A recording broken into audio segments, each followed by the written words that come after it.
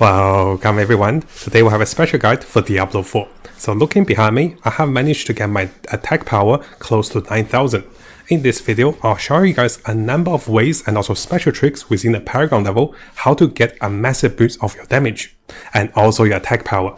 So not only am I casting spells over here, you can see I can easily get this one to 12,000, but there is a big difference once you reach higher levels. So if you look at this replay behind me, you can see that I have just reached level 100, yay!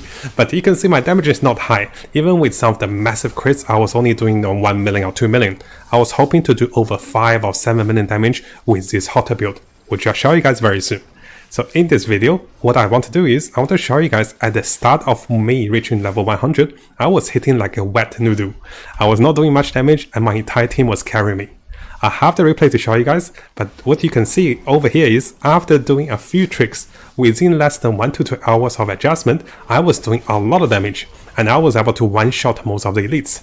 So in this video, I want to show you guys the secret method and also ways to get a boost of damage within your Paragon levels. And there's a lot of ways that is not often talked about. I do feel it's really important for you guys to know this, because it took me a lot of gold to be refunding and also respecting.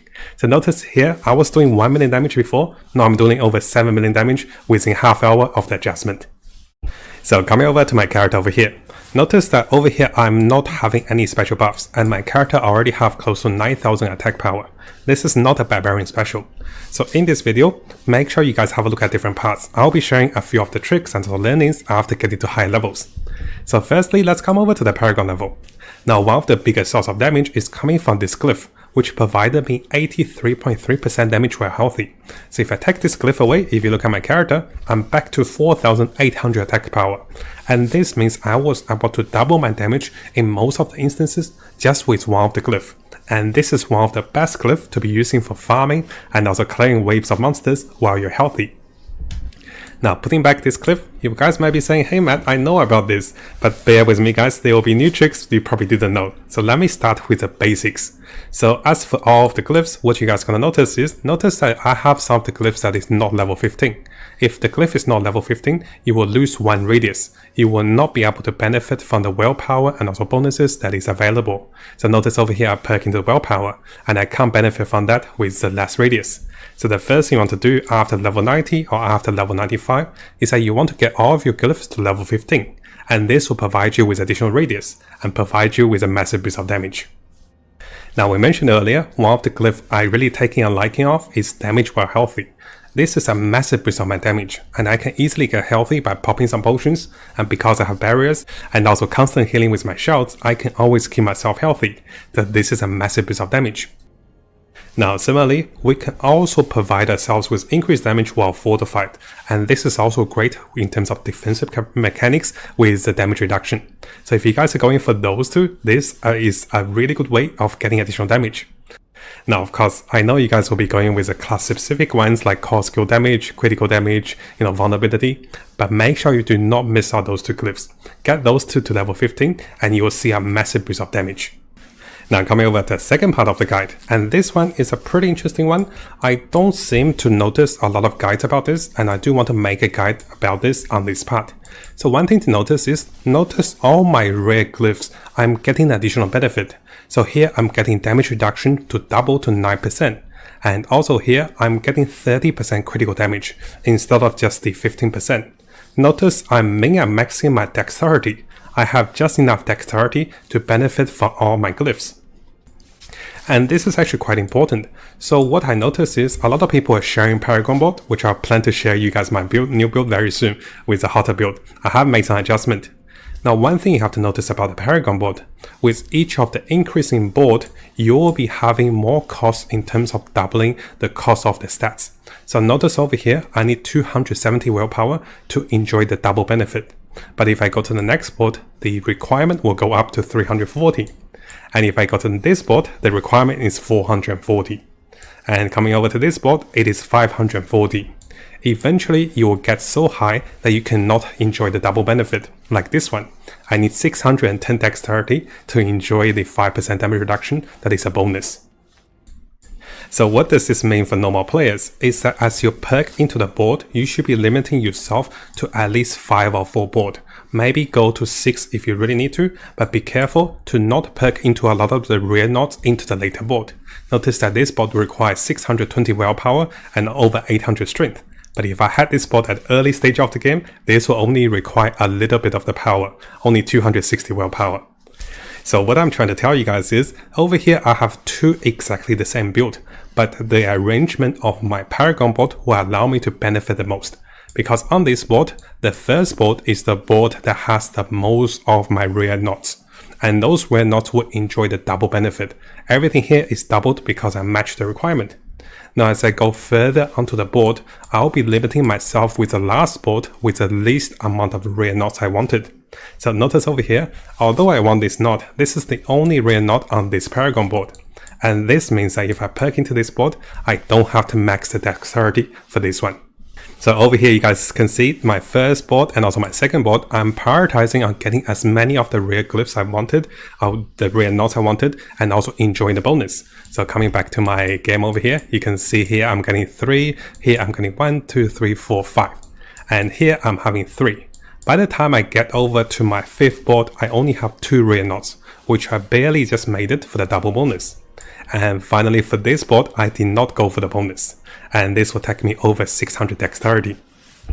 Now over here, one of the ways I was able to match this much of the stats over here is that I have sacrificed some of my strength.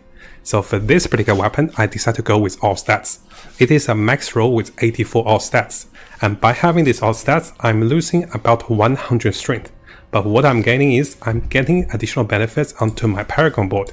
So here notice I'm just barely enough to get 540 dexterity, which means I'm getting a bonus of 15% critical strike. And similarly over here, I'm getting more willpower for the damage reduction. Now having more dexterity and also willpower can also be beneficial for resource regeneration and also critical strike for my class.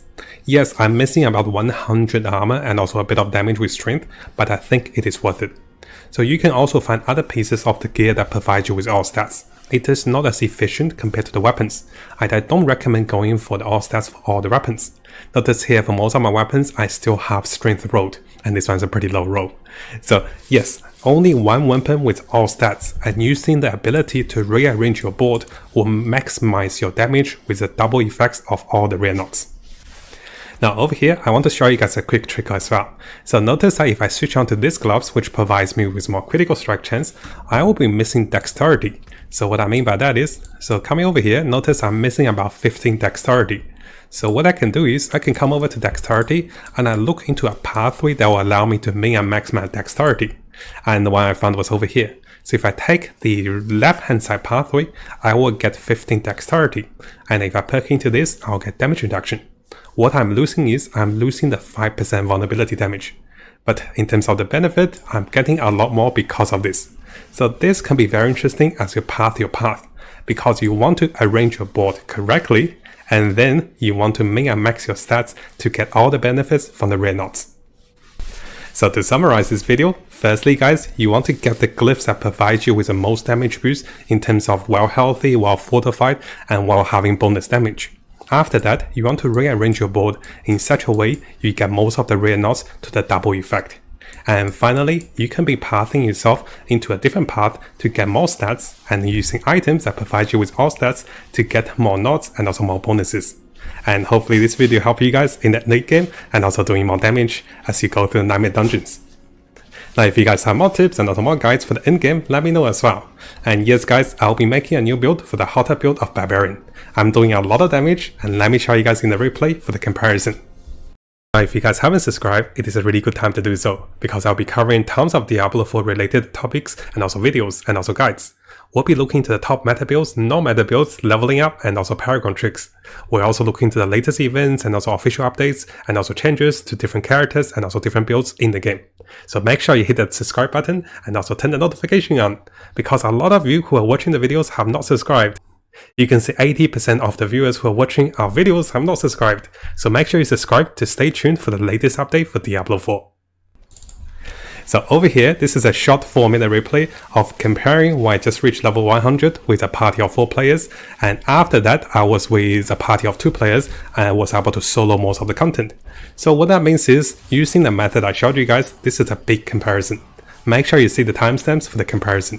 You can see the first part I was getting carried, the second part I became the carry just with a small adjustment.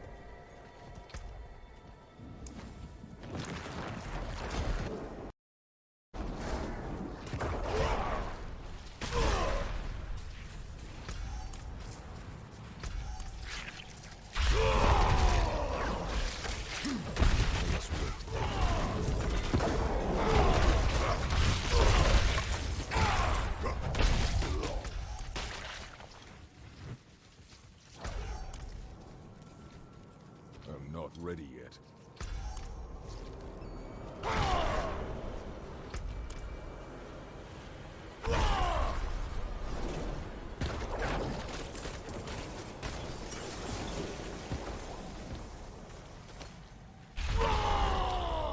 Bless you.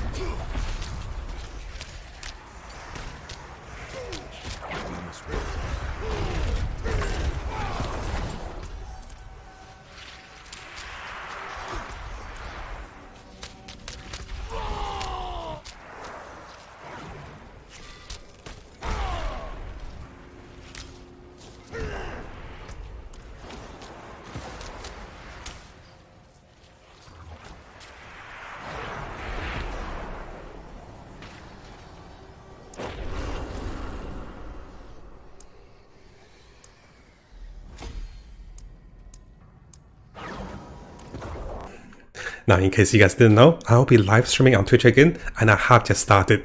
So make sure to come over to the links below to join us on Twitch live to say hi, maybe ask me questions or share any tips with the viewers. And while you're here, make sure you follow. And if you do have your Twitch Prime, this is a really good time to use your Twitch Prime over here, supporting us with Twitch Prime. And yes, guys, join us as I test build for Diablo, and also join us as you play the game and also farm the game. So stay a while and also listen.